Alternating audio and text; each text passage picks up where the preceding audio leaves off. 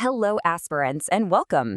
Today, we're diving into a really fascinating project out of Rajasthan. And listen, this is way more than just another case study. What we're about to discuss could be a real game changer for how you approach your mains answers on governance, tech, and society. So you're definitely going to want to stick around for this. So here's our game plan. We'll start with the big picture of AI in Indian governance, then zoom into this Rajasthan project. We'll see how the AI actually listened, what it found, and the impact it had. And then, the most important part for you, we'll connect every single dot back to your main syllabus. Let's get started. All right, so let's set the stage. When we talk about e-governance, what's the first thing that pops into your head? For most of us, it's about the government using tech as, well, a megaphone, right? Just broadcasting schemes, pushing out information. But what if we used technology as a hearing aid instead? That's the big shift we're talking about today. Exactly. And this idea comes to life in the water-stressed districts of Rajasthan. Look, the core principle here, and it's absolutely critical, is that technology is there to empower the human connection, not replace it. Think of these community champions, these intermediaries. They're the real key to making this whole thing work. Okay, now this comparison is where you'll find some fantastic points for your answers. On one hand, you've got the traditional model. It assumes people have an information deficit, so the government just talks at them. It's a one-way street. But this AI for water policy approach, it completely flips the script. It assumes communities have priceless knowledge, and so the tech is designed to listen. It's a genuine two-way conversation. All right, so let's get into the nitty-gritty of this Rajasthan pilot, the AI for Water Policy Initiative. What did it actually look like on the ground? Right, these are the key facts to jot down for your notes. So, what was it? Basically, a project that used an AI chatbot to really understand community water problems. Where did it happen? In the water-stressed districts of Sirohi and Pali in Rajasthan.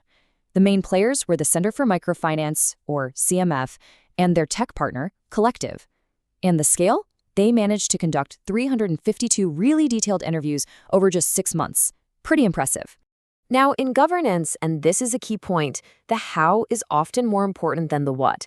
So let's unpack the methodology here because it's truly human-centric.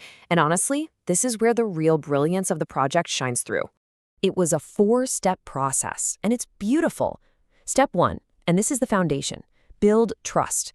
They had community volunteers, the Pony Mitras, who went in and built actual human relationships first.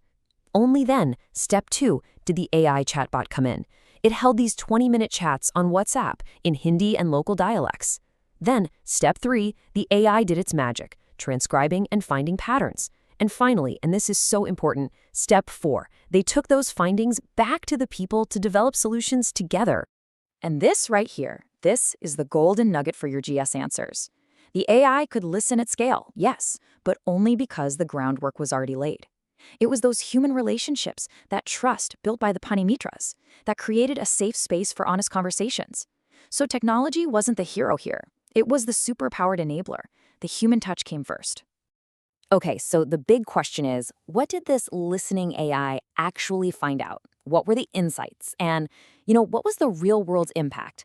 Let's dig into what the community actually said.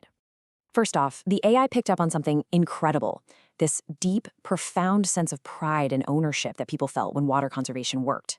Look at this quote. That's not just a data point. It's a powerful human emotion. A traditional survey would totally miss that. This is the kind of stuff that makes an answer come alive. Right, and the second insight? This one connects straight to your GS paper 1, specifically the role of women. This quote here is a perfect illustration of the double burden we talk about. She's managing her family, and then she's going out to lead on water issues. The AI was able to capture the nuance of this lived experience in a way that's just so powerful. And for the third one, we're looking at a classic GS paper 2 governance issue.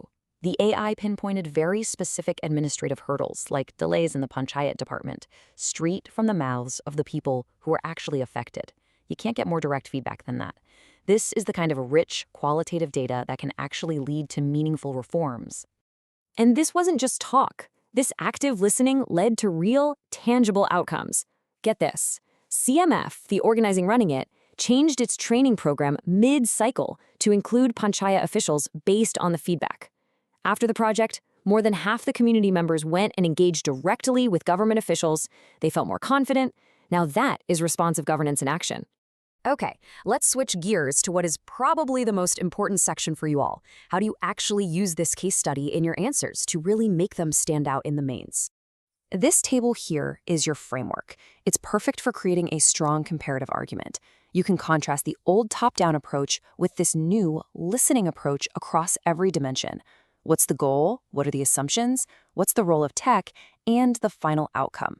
It's a shift from seeing people as passive beneficiaries to empowering them as co-designers of their own solutions. That is a powerful line to use. And let's be super specific on where you can plug this in. For GS Paper 1, think role of women, social empowerment. For GS Paper 2, it's a goldmine for governance, e-governance, and the role of civil society. In GS Paper 3, it's a fantastic example of science and tech affecting common people. And of course, for your essay paper, any topic on technology and society or democracy, this is a perfect fit. And please, when you write about this, sprinkle in these keywords. They're what examiners look for. We're talking about participatory governance, bottoms-up approach, active listening, human-centric technology, and a really important one, social capital. Using these terms signals that you've grasped the core concepts at a deep level. All right, so let's bring this all together. What's the big picture here? The ultimate takeaway from a project like this? It really boils down to a very powerful, very simple idea about technology's true role. And here it is. The goal of technology in development should not be to replace people. It's to empower the human intermediary. That's your Pani Mitra, your community health worker, your Anganwadi worker. The idea is to augment their abilities, not make them obsolete. It's about making humans more effective, not removing them from the equation. And we'll leave you with this question, something to really think about for your interview round. We've talked about water, but how could you scale this listening AI model to other sectors? Think about health, education, even agriculture. How can we use this to make governance across the board more responsive, more, well, truly participatory? Mull that over. All the best.